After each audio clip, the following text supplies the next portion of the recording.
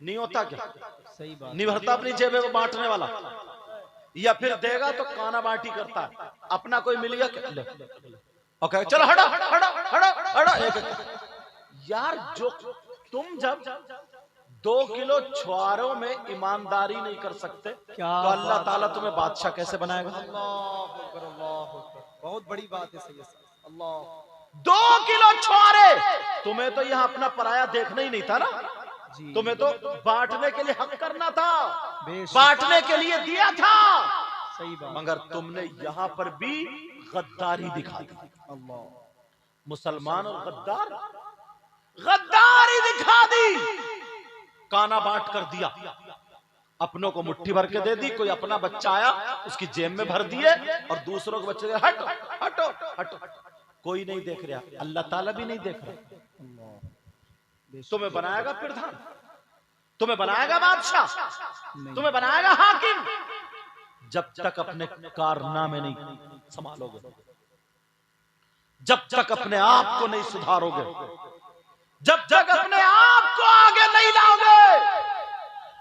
अल्लाह जरा सुनो, मेरे नबी की जिंदगी सुनो। मेरे नबी ने किसी का हक नहीं मारा। अगर इजाजत हो तो सुना दूं। जी करम नवाजिश।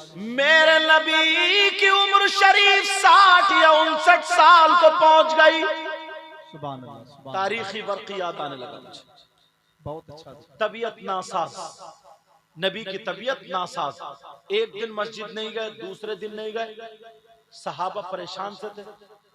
तीसरे दिन मेरे नबी ने बिलाल को बुलाया और कहा, बिलाल मदीने की गलियों में ऐलान कर दो तुम्हारे नबी आखिरी वसीयत करना चाहते हैं। क्या बात है सैयद साहब। नबी की आखिरी वसीयत बता दूं?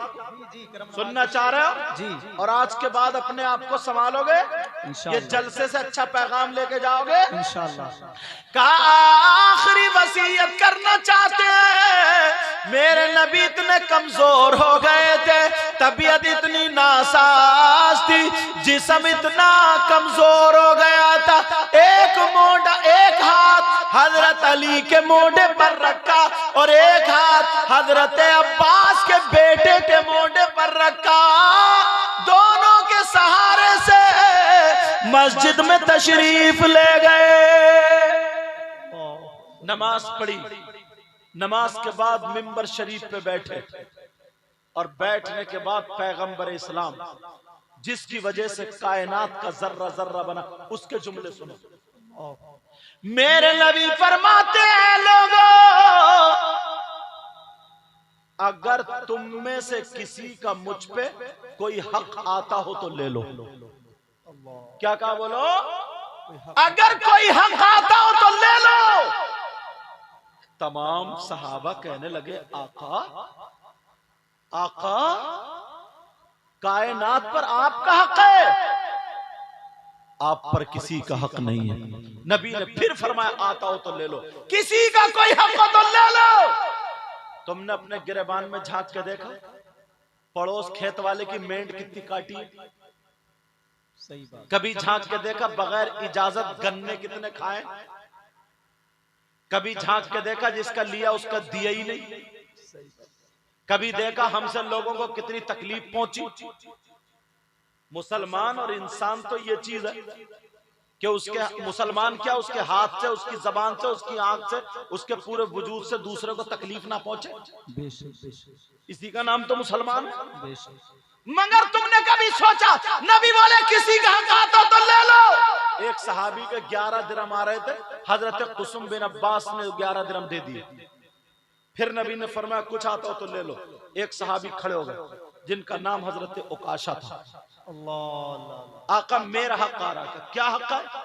आका मैं और आप दोनों एक जंग में जा रहे थे, आपने घोड़ा चाबुक अपने घोड़े के मारी, इतने में मेरा घोड़ा तेजी से बराबर में आ गया, वो मेरी पीठ पे लग गई थी, उसी का हक आ रहा। सहाबा की आंखों में आंसू आ गए। क्या तुम नबी की तबीयत नहीं देख रहे हो? इसका मतलब क्या उकाशा, क्या तुम नबी के कोड़ा मारना चाह रहे हो? नबी के जिस्म पे कोड़ा मारोगे? नबी ने फरमाया, खामोश बैठो, सब बैठो। ओकाशा के हाथ में कोड़ा दे दो। तबीयत नासाज है, तबीयत खराब है, कोड़ा खाने के लिए तैयार, का कोड़ा दे दो। बिलाल खड़े हो गए, ओकाशा जितने कोड़े मारे जाए मार लो, मेरे जिस्म में जब तक जान है मारते रहो, कुछ नहीं, उफ तक नहीं कहेगा, मगर नबी के जिस्म पे कोड़ा मत मारो। ओकाशा बोले आका अगर मैं बिलाल का कोड़ा मार लूं हक अदा हो जाएगा? नबी बोले नहीं होगा।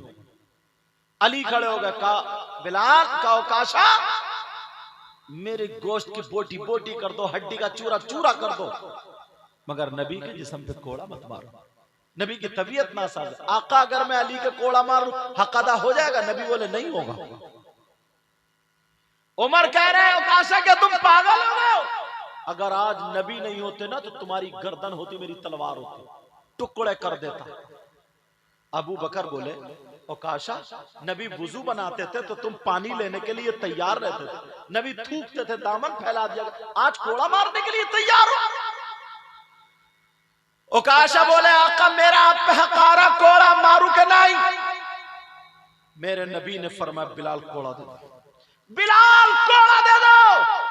नबी की तबीयत नासाज है। बिलाल आंखों में आंसू है, कोड़ा देने के लिए उठे। ओकाशा बोले आका जब कोड़ा लगा था तो बिलाल का आपके हाथ में कोड़ा नहीं था, आपका कोड़ा था, अगर मैं बिलाल के से मार लूं तो हक अदा हो जाएगा? नबी बोले नहीं होगा, नहीं होगा।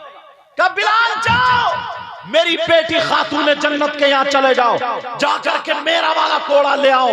हजरत बिलाल रोते हुए जा रहे हैं, वहां पे सहाबा भी रो रहे हैं। ओकाशा क्या तुम पागल हो गए हो? हजरत अली कह रहे हैं ओकाशा, ओकाशा अगर पूरी दुनिया भी मिलकर के नबी को तकलीफ देने की नियत से अगर एक फूल की पत्ती मारनी चाहे तो जब तक अली जिंदा है नबी के जिस्म पे फूल की पत्ती तक आने नहीं देगा। पूरी दुनिया से अली अकेला लड़ सकता है। ओकाशा तुम कोड़ा मारने की बात कर रहे हो। इतने में नबी ने फरमाया तफद्दल बिल जुलूसी अली, ऐ अली तुम बैठ जाओ, बैठ जाओ, बैठ जाओ। अली बैठ जाते हैं, फौरन बैठ जाते हैं। अब नबी के सामने कोई नहीं बोल रहा है। हजरत बिलाल रोते हुए जा रहे हैं, सैयदा की चौखट पर रो रहे हैं। कहा जैसे ही रोते हुए देखा फातिमा बोली बिलाल क्या बात है? कहा अपने अब्बा जान वाला कोड़ा दे दीजिए, अपने बाबा जान वाला कोड़ा दे दीजिए। कहा क्या बात है? फातिमा बोली बोलो बोलो बिलाल क्या बात है? बिलाल छुपाना चाह रहे थे, बिलाल ये सोच रहे थे बेटी को ना बताया जाए, मगर बिलाल की आंखों में आंसू थे, बिलाल की आंखें सुर्ख थी, बिलाल रो रहे थे। सैयदा बोली फातिमा बोली बिलाल बोलो जल्दी बताओ क्या बात है? बिलाल ने कहा मुझसे तो बाबा वाला कोड़ा मंगवाया, कोड़ा दे दो। लेकिन फातिमा बोली बिलाल बताना होगा, जब तुम्हें मक्के की गलियों में जालिम तुम्हें खचेड़ रहे थे तब भी तुम्हारे लबों पे मुस्कुराहट थी, नबी का कलमा पढ़ रहे थे। कहा बिलाल जब उमैया तुम्हारे सीने पे पत्थर रख के घन चला रहा था उस वक्त भी तुम नबी का कलमा गुनगुना रहे थे और तुम्हारे लबों पे मुस्कुराहट थी। कहा बिलाल तुम्हारी जबान पे गर्म गर्म लोहा रखा जा रहा था उस वक्त भी तुम मुस्कुरा रहे थे, आज तुम्हारी आंखों में आंसू कैसे है बोलो? जब इतना कहा तो बिलाल को बताना पड़ा। सैयदा फातिमा बेटी है मेरे नबी की, फातिमा की आंखों में आंसू आ जाते हैं और फरमाती है ऐनल हसन वल हुसैन तालै इलैया, हसन हुसैन का है दोनों मेरे पास आ जाओ। दोनों बच्चे आ जाते हैं, जैसे ही हसन हुसैन सामने पास में आते हैं कहा बेटा हुसैन जाओ, बेटा हसन जाओ, जितने कोड़े खाना है तुम अपने नाना के बदले कोड़े खा लेना, मगर मेरे बाबा के जिस्म पे कोड़ा लगने ना देना। कहा अम्मी जान परेशान मत हो, रो मत। हुसैन ने अपनी हाथों से अम्मी जान के आंसू पोंछे। कहा जाओ, कहा मैं जा रहा हूँ अम्मी जान, मैं देख लूंगा। हजरत बिलाल ने बगल में कोड़ा दबाया, हसन हुसैन को हाथों में पकड़ा। छोटे छोटे बच्चे हैं, नबी की बारगाह में जब पहुंचने वाले हैं हुसैन ने अपने नाना को मिंबर पर बैठे हुए देखा, हाथ बिलाल का छोड़ दिया और छोड़ने के बाद सीधे नाना को जाके चिपट गए और कहने लगे नाना जान जान हमने 3 दिन से आपको नहीं देखा है, आपकी तबीयत नासाज है। नाना जान बताएं कौन उकाशा है, किसका नाम उकाशा है, कौन कोड़े मारना चाहता है आपके जिस्म पर। नाना जान आपका हुसैन हाजिर है, जितने चाहे कोड़े आपके हुसैन के जिस्म पे लग जाए, मगर आपके जिस्म पे लगने नहीं दूंगा।